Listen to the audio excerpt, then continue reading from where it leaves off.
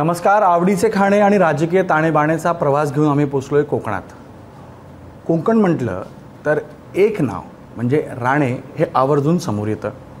आता या निवडणुकींमध्ये 2 राणे निवडणुकीच्या रिंगणात आलेले आहेत, लढतायत आणि पुन्हा सत्ता काबीज करण्याचा त्यांचा प्रयत्न असणार आहे. आज मला नितेश राणेंसोबत हा ब्रेकफास्ट त्यांचे आवडीचे पदार्थ खाण्याचा सौभाग्य मिळालेलं आहे. तर नितेशजी, जोरदार तयारी आहे आणि तुमच्या कणकवलीमध्ये मी आहे, नीलम्स कंट्री साईडमध्ये मी आहे आणि तुम्ही इथलं पदार्थ, इथलं जे जेवण त्याचा आस्वाद नेहमी घेता. आता इथं मिसळ आलेली आहे, पण तुमचा फेवरेट फूड जर म्हणायला गेलो, आवडतं पदार्थ कोणतं?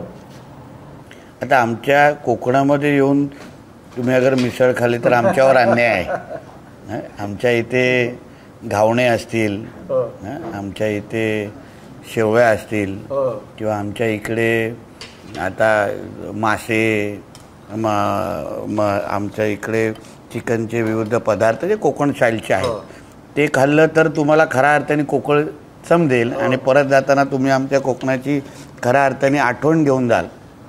तर आता आम्ही थोडं राजकीय प्रश्नांकडे जातो, कारण तुम्ही आहात आणि राजकारणाचे प्रश्न होणार आहेत असं कसं होणार? शेवटी तुमची इमेज, तुमचा चेहरा आजकाल एक हिंदुत्वाचे पोस्टर बॉय किंवा भाजपचं हिंदुत्व ॲग्रेसिव्हली पुढे नेणारे म्हणून, नेते म्हणून पाहिले जातात तुम्हाला. आता थोडासा ब्रेक लागला कारण तुम्ही मतदारसंघात बिझी आहात, पण तरी मी माझी ही निवडणूक गणेशजी मी हिंदुत्वावरच लढवतो आहे. तुम्ही माझ्या गावागावातली भाषणं बघितली तर आम्ही लोकांना हिंदू म्हणून, जो मोदीजींनी काल नारा दिला परवा, एक है तो सेफ है, आणि ज्या पद्धतीने आजूबाजूला जिहाद्यांचा उन्माद सुरू आहे, या सगळ्या गोष्टीची जाणीव देऊन त्यांच्याकडून आम्ही मतं मागण्याच्या दृष्टिकोनातून उभे राहतो. म्हणजे नुसतं विकास नाही, हिंदुत्वाच्या पण नावाने मी माझी ही स्वतःची निवडणूक लढवतो आहे. म्हणजे माझ्या राज्यात वेगळं आणि घरात वेगळं असा विषय नाही. इकडला पण हिंदू समाजाला जागृत करणं, या निवडणुकीमध्ये हिंदू म्हणून 20 तारखेला मतदान करणं, पहिला धर्म आणि मग राजकारण. तुम्हाला विकासाची करून देण्याची जबाबदारी माझी, पण 20 तारीख तुम्ही हिंदू म्हणून मतदान करा, हे मी प्रत्येक माझ्या मतदाराला आवाहन करतोय. हे लोकसभेनंतर झालं का तुमचं जास्त? लोकसभेला कारण का काय झालं, आम्ही जे हिंदुत्वादी विचार घेऊन जाणारे जे आम्ही जे कार्यकर्ते आहोत, तिथे एक विशिष्ट पद्धतीने रचना आमच्या विरुद्ध लागलेली आहे.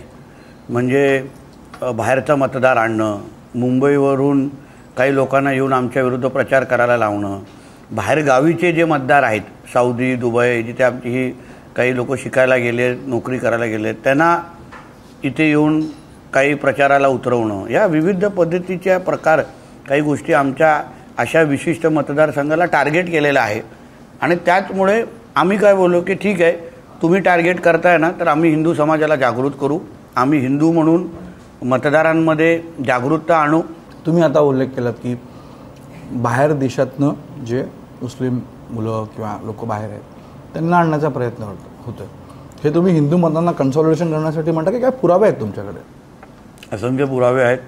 मी तुम्हाला तिकीट चे कॉप्या देऊ शकतो, मेसेजेस देऊ शकतो, व्हॉट्सॲपच्या ग्रुपवर असलेले चॅट दाखवू शकतो, जिथे स्पेसिफिकली सांगितलं जात आहे की तुम्हाला भारतात येऊन, महाराष्ट्रात येऊन तुम्हाला अशा पद्धतीचं मतदान ह्या व्यक्तीच्या विरोधात करायचं आहे, कारण का इस्लाम खतरे में आहे. पण त्याला फंडिंग लागेल ना, तर स्वतःच्या पैशाने आलं तर काय गरज आहे? फंडिंग करणारे संस्था आहेत.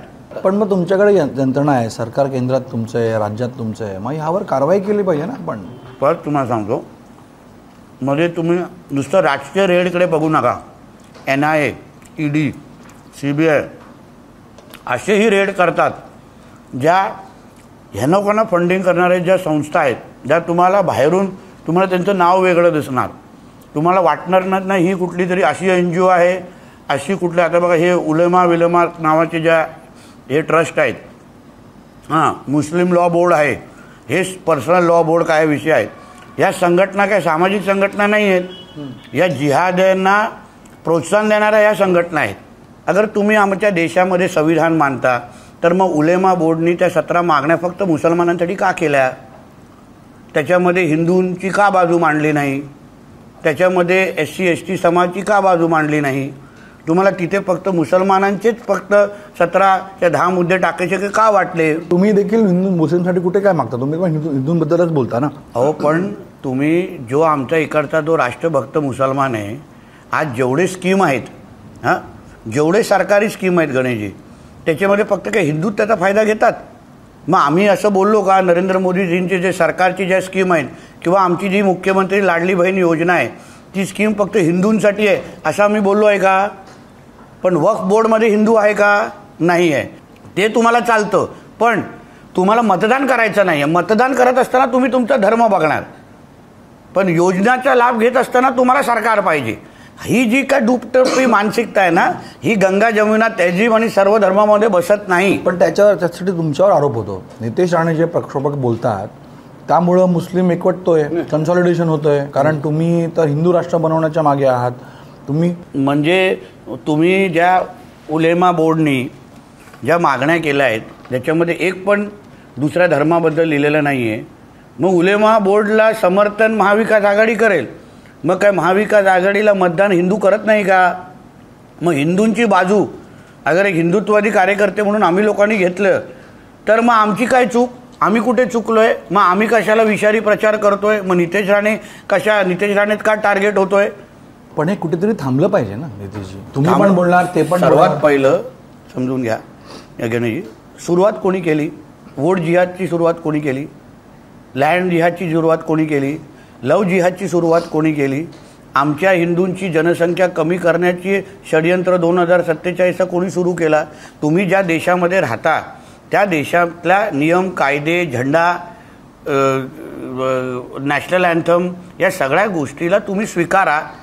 इस्लामिक कुठल्याही राज्यामध्ये गणेशजी वक्फ बोर्डचा कायदा नाही आहे, कुठेच नाही आहे. कुठलाही देश तुम्ही बघा, फक्त वक्फ बोर्डचा कायदा. हां मला माहिती आहे, पण कशाला सुरुवात केलेला वक्फ बोर्डचा कायदा? सुरुवातीला फक्त मुसलमानांच्या स्पेसिफिक जमिनीसाठी. तेथे मूळ कायद्यामध्ये बिलकुल तरतूद नव्हती की तुम्ही हिंदूंच्या जमिनी पण लाटा, सरसकट जमिनी लाटा. हे काँग्रेसचं गव्हर्नमेंट नंतर आलं आणि त्यांनी मग त्याच्यामध्ये असे अमेंडमेंट केले की हे लोकांना राजरोस पद्धतीने हिंदू जमिनी पण लाटू शकतात हिंदूंच्या, त्यांना न विचारता. आता जे आमच्या नरेंद्र मोदी साहेबांचं सरकारने जे अमेंडमेंट आणले आहेत ना, त्याच्यामुळे खऱ्या अर्थाने हिंदू समाजाला न्याय भेटेल आणि मुसलमान समाजातला जो गरीब टप्पा आहे, पसमंदा आणि अन्य समाजाला, त्याला पण न्याय भेटेल अशा पद्धतीचे अमेंडमेंट आहेत. म्हणजे तुम्ही सरसकट मुस्लिमांच्या विरोधात नाही का असलं पाहिजे?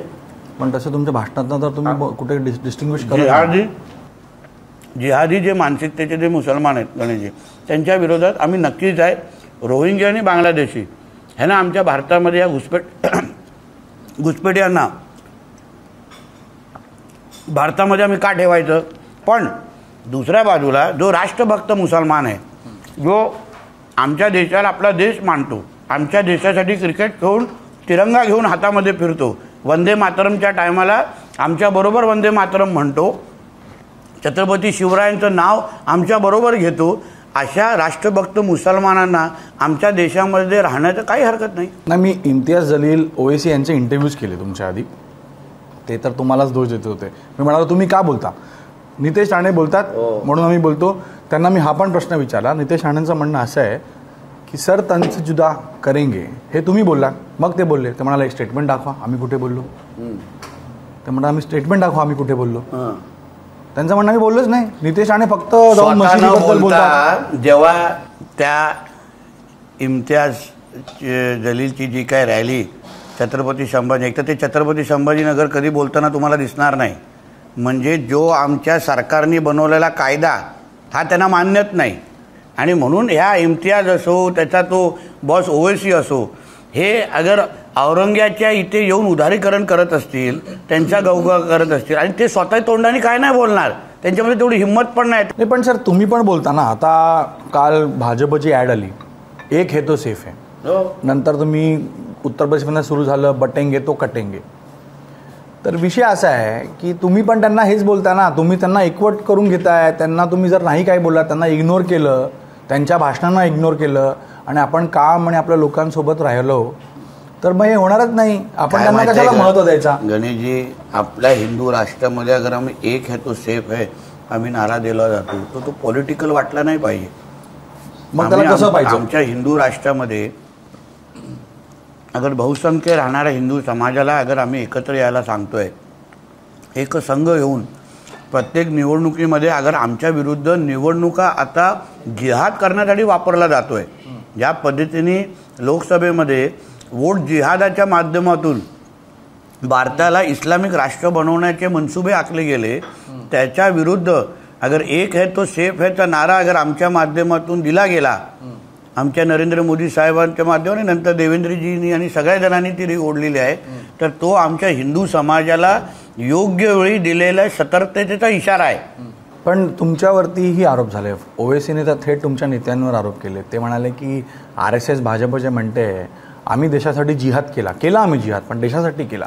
1921ला मालेगावमध्ये आम्ही उभे राहिलो इंग्रजांविरुद्ध. तुम्ही तर इंग्रजांना लव्ह लेटर लिहित होते, माफी मागत होते, सावरकरांचा उल्लेख होता तो. ओवेसीच्या सारख्या हिरव्या सापांनी ना आम्हाला देशप्रेम आणि राष्ट्रहित शिकू नये. पण हे सगळं पाहूनच तर ओवेसींना भाजपची बी टीम म्हणतात ना लोक. कारण भाजपला जे हवं आहे खाद्य ते देतात, हिंदू मुस्लिम केलं की काय. काँग्रेस आणि पवार साहेबांची आता राष्ट्रवादी ह्यांनी ज्या पद्धतीने उलेमा बोर्डला पत्र लिहून समर्थन केलेलं आहे. मी काही व्हिडिओ पण माझ्या एक्स अकाउंटवर टाकलेले, जिथे सरळ फतवे काढण्यामध्ये ह्यांचे नेते मंडळी त्यांचे पाय पकडताना आम्ही बघितलेले आहेत.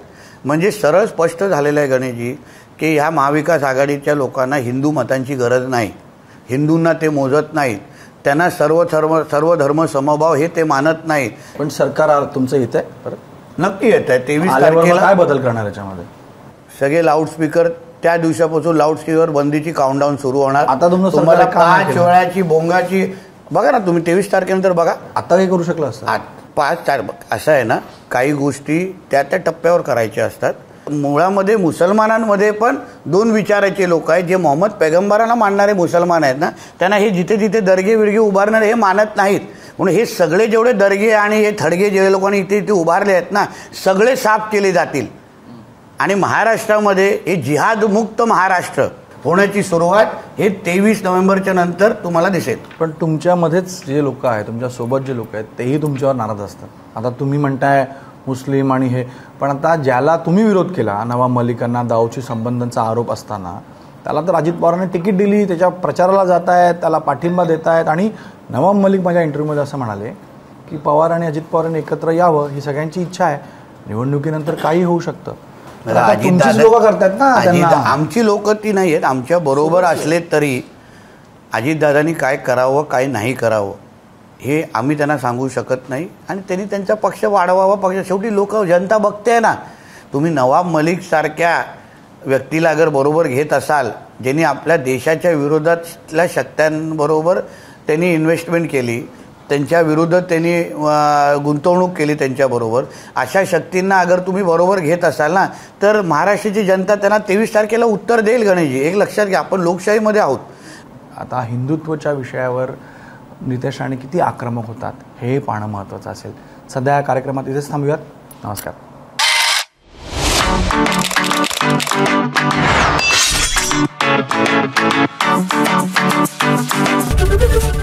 ABP माझा, उघडा डोळे बघा नीट.